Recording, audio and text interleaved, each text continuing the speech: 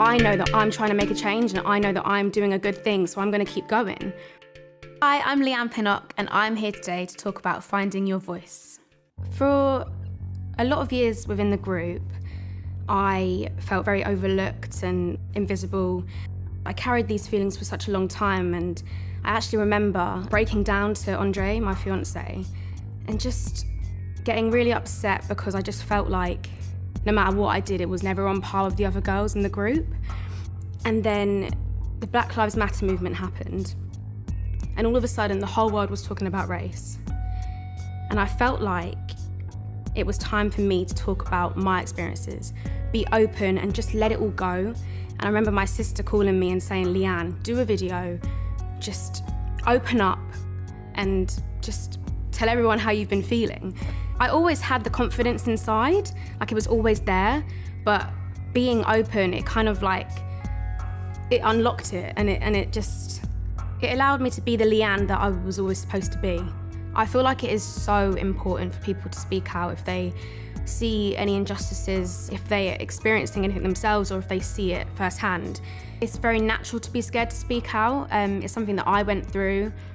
I was scared that people just weren't gonna understand. But I think when I did, I felt a weight just lift. And opening up about my own experiences just helped me to deal with it better. There's always people around for you to speak to, and imagine if everyone spoke out about injustices, we would be in a better place, I think. And even when the whole Black Lives Matter movement happened and the whole world was talking about race, like it was something that I've never seen in my lifetime. It felt like things were moving forward and things were actually, like we were working towards some sort of change. I think for too long, people have been scared to say things, people have been scared to offend people or say the wrong thing.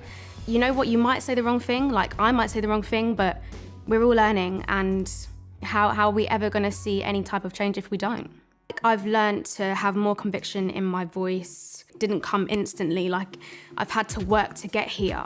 I completely lost my confidence within the group. Like I had to rebuild it. And it's only now, at the age of 29, where I feel unstoppable. Like I feel like I've gained it all back and my voice feels more powerful than ever. I do feel like it's a process.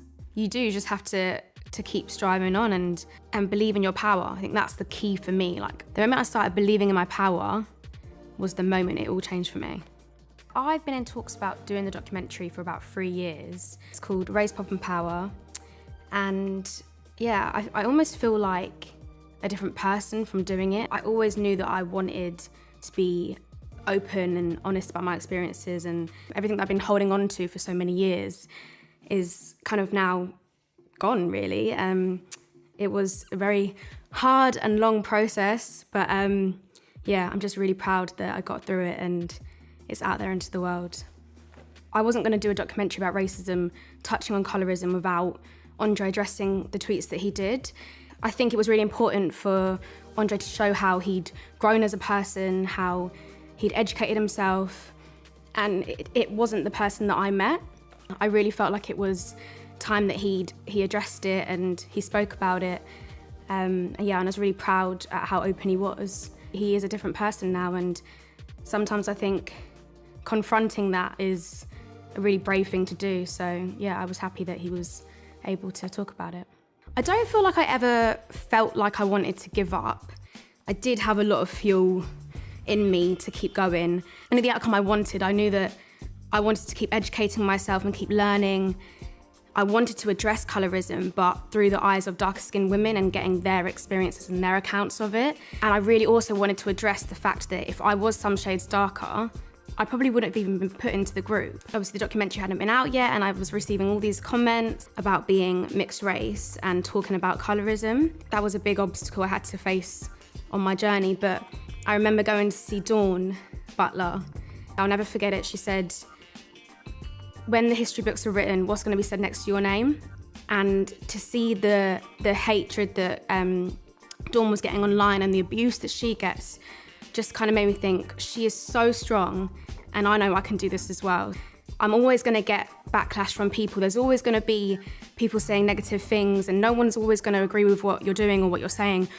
but I know that I'm trying to make a change, and I know that I'm doing a good thing, so I'm going to keep going. I tend to ignore criticism now. I think you're always going to get it. You're always going to experience it in life. Even when you are doing something good, that there's always going to be backlash, and there's always going to be people saying negative things, but you just have to rise above it and just ignore it like I've done, and just think, you know what, I'm doing a good thing and I'm going to keep going. But I think at the same time, like, it is always it's important to keep learning, and if you have said something wrong, or if you have done something maybe you shouldn't have done, then yeah, learn from that and learn from the criticism. When I set out doing my documentary, I didn't just want to speak about it. I wanted to take action and do something.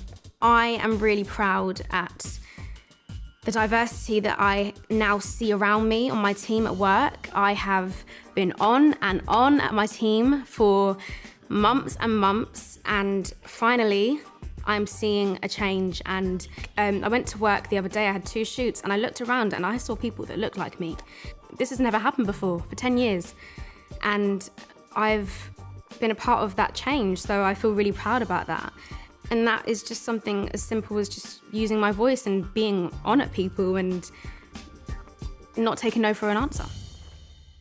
I have been in Little Mix for 10 years, and it's been some of the best years of my life. Like, I've just had the most amount of fun, and we are still best friends, sisters, so tight, and I think that's what's so special about us. Whenever I do something on my own, it is always quite daunting, because it's almost like I never fully stood on my own 2 feet.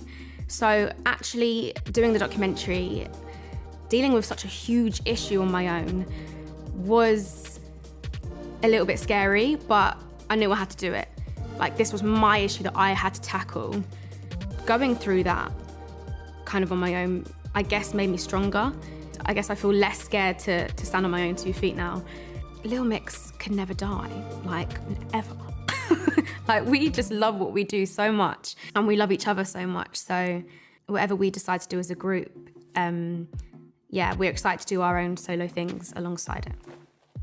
I feel like I've come so far in 10 years. Like, when I look at that young girl, little Leigh-Anne, at the beginning, coming into this world and this industry, just sort of being catapulted into it without even a thought, and just seeing myself now and how I've grown is just like, oh, it's mad, it's amazing. I'm proud that I've been so open. I'm proud that I've really spoken out, and I've become so much more confident.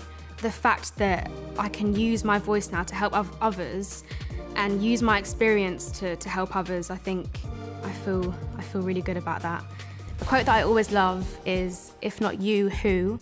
If not now, when? Just believe in yourself. Like, I've had so many setbacks, even before the group, people telling me that I couldn't do it, that I'd never amount to anything, I wasn't ever gonna achieve my dreams. And I kept going, I kept believing. I never let it affect me, and I do believe, like, that's why I'm sat here now. Everything I do and I try to do, I try to do it with conviction, and it's all about just believing, I think. I feel like, obviously, racism directly affected me, so naturally I wanted to fight that fight, and I wanted to speak up on it and see change. But I think there are so many issues in this world, there's so many injustices, there's so much going wrong, and there's so much to fight for. I don't think I ever want to limit myself and say I'm only going to fight for one thing. Like, I think this is just the beginning of me using my voice. The thing that I want to teach my child is to be confident, to know how incredible they are, to know how beautiful they are, to know that they can achieve anything.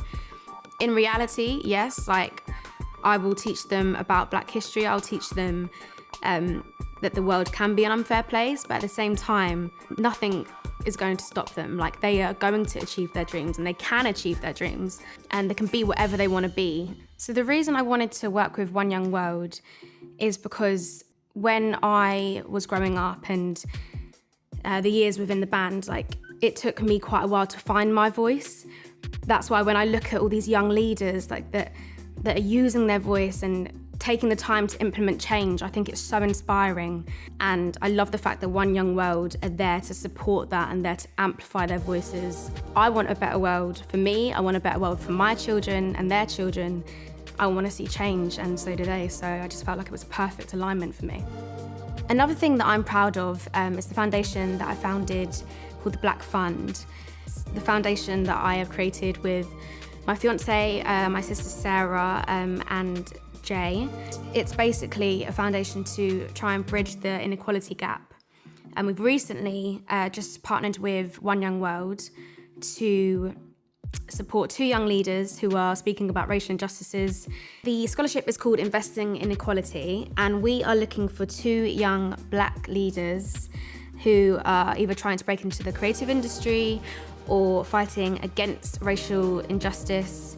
We want to invite them down to the summit in 2022 in Tokyo, and all proceeds from the t-shirts will go directly to sponsoring that scholarship and to funding the scholarship. And yeah, I think we're just really excited to see how the Black Fund is going to grow. I always said that I wanted to actively do something to see change and not just speak about it. Yeah, I'm excited to see where it will end up.